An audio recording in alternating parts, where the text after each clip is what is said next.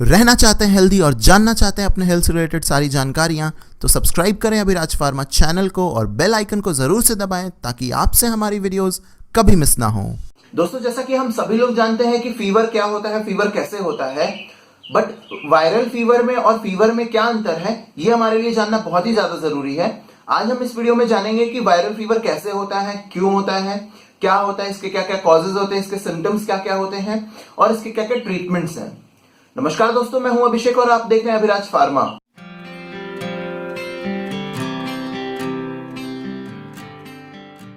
तो चलिए शुरू करते हैं एक अच्छे से कोट के साथ। Set your goals high and never stop till you reach there. दोस्तों, सबसे पहले वायरल फीवर के बारे में जानना यह जरूरी है कि ये होता क्या है एग्जैक्टली। जैसा कि आप जानते हैं, ये दो वर्ड से मिलकर के बना है, वायरल और फीवर। वायरल यानी कि जो भी चीजें वायरस से, अलग अलग वायरस से जुड़ी होती हैं, वो वायरल्स होते हैं, ठीक है। उसके बाद फिर फीवर एग्जैक्टली क्या होता है दोस्तों, जब हमारे बॉडी का टेम्परेचर, नॉर्मल बॉडी का टेम्परेचर जो होता है दोस्तों, वो 37 डिग्री सेल्सियस होता है। अगर वही 37 डिग्री सेल्सियस से ज्यादा होता है, जब भी बढ़ता है, तो उसे हम फीवर के उसमें लेते हैं। 2 डिग्री, 4 डिग्री, 10 डिग्री, जितना भी बढ़े वो फीवर में आता है, ठीक है दोस्तों। तो अगर फीवर जो है नॉर्मल इससे बढ़ता है, तो वायरल फीवर में क्या होता है दोस्तों कि जो फीवर वायरस से होता है उसको हम बोलते हैं वायरल फीवर। वायरस की वजह से होने वाला फीवर को वायरल फीवर कह सकते हैं हम लोग, ठीक है। तो यही था बेसिक डिफरेंस वायरल फीवर और फीवर में। दोस्तों, इसके होने से कई बार स्किन रैशेस भी और हेडेक्स भी होते हैं। सबसे पहले आइए जानते हैं कि इसके क्या क्या कॉजेज हैं, क्यों ये होता है।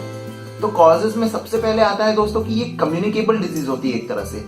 मतलब कि अगर आप स्नीज करते हैं उससे होता है, कफ से भी होता है, छींक से भी होता है, यौन मतलब जब आप अंगड़ाइयां लेती हैं कस के करके जब आती है, उससे भी होता है। उसके बाद जब भी आप क्राउडेड प्लेसेस पे जाते हैं तो क्या होता है कि इसका इन्फेक्शन होने का चांस ज्यादा होता है। उसके बाद अगर इसका वायरस आपकी बॉडी के अंदर आ गया तो कम से कम इसको 16 से 48 घंटे लगते हैं इसको पूरी तरह फैलने में आपके शरीर के अंदर।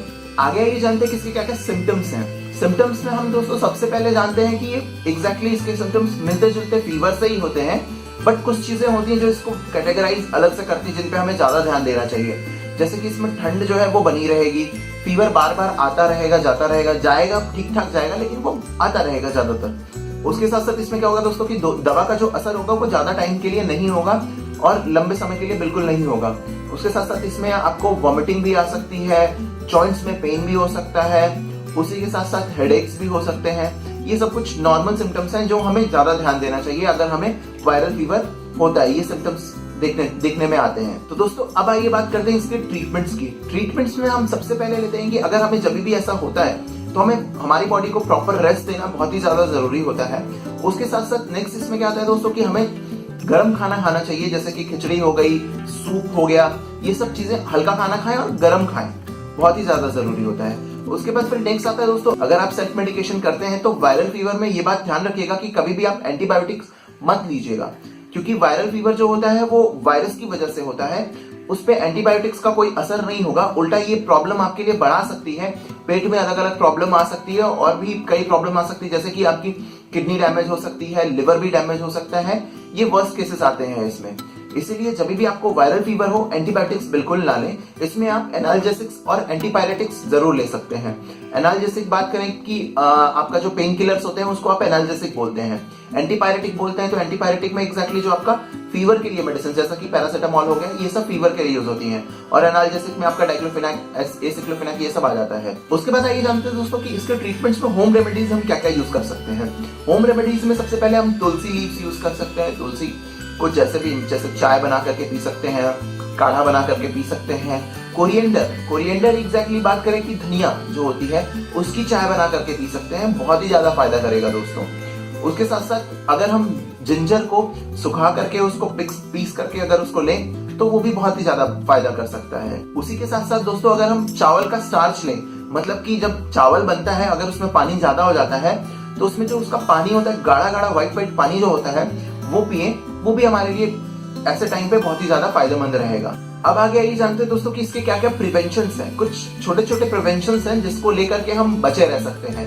प्रिवेंशंस में सबसे पहले क्या आता है दोस्तों कि आप अपने हाथों को जो है एकदम साफ रखें और कभी भी कोशिश करें कि हाथों को मुंह पे, ये सब जगह, मतलब गाल पे हो गया, नाक के अंदर हो गया, आंखों में हो गया, ये सब जगह, मुंह के अंदर हो गया, हाथों को ना लेके जाएं।